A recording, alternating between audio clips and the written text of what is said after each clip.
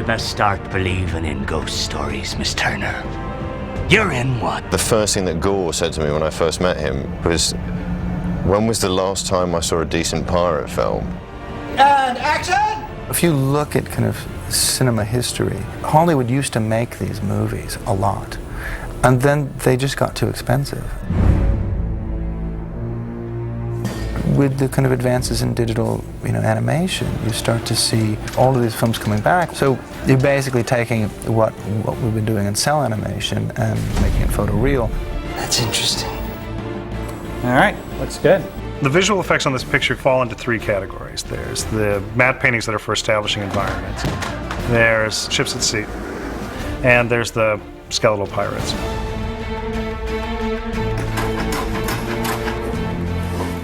We ended up building miniatures of all three of the ships that are depicted in the film. Even though the Interceptor was a complete ship, we needed to sense much bigger swells than you really want to take the Lady Washington out into. This is certainly one of the biggest things we've done. We've got this 70 by 140 foot pool, 40 inches deep.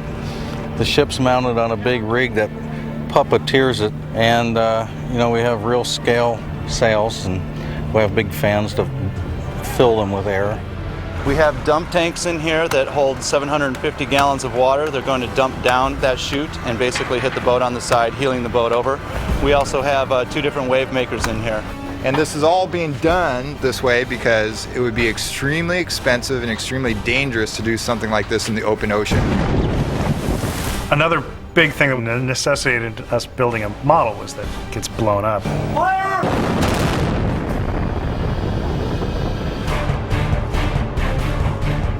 A lot of effort went into designing what do the pirates look like when they're skeletons, so that they all have recognizable features.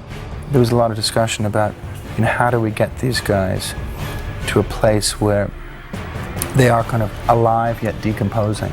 We started off by doing a lot of these early concept paintings of pirates in their sort of skeletal cursed form. This was a direction that we didn't end up going in.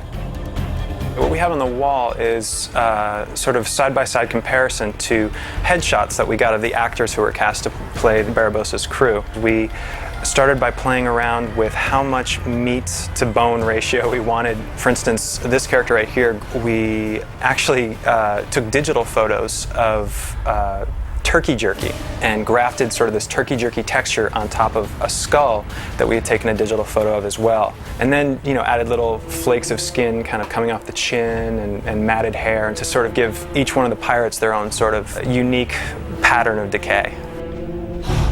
This is the Geoffrey Rush skull. So we started with our generic skull and then modified it to fit his face. And we're able to sculpt the skull behind it into form-fit it inside to become the skull of the character. It essentially starts with the modeling supervisor and the modeling staff building the exterior skin.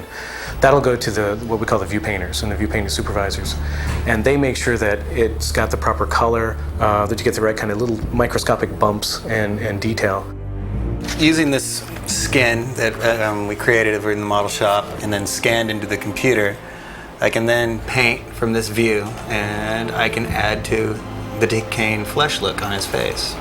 The envelopers make sure that that skin that the modelers have generated follows the articulations of the bones that we've put into the skeletal system. Then we can continue to take other elements of their high-resolution geometry, such as the clothing, and start designing that so that if a creature spins around, the clothing will sort of move out a little bit, or will collide. Wearing this bizarre uniform, with ping pong balls.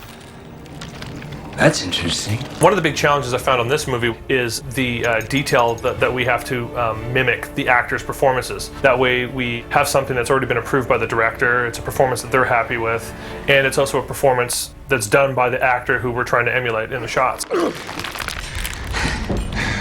So what now, Jack Sparrow? Are we to be two immortals locked in an epic battle until Judgment Day and the trumpets sound?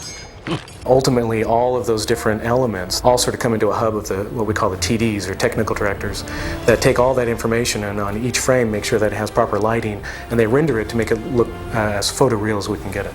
I hope we take it to a new level. I hope we take a pirate movie and the swashbuckler part of it to a new level, and that's our intention.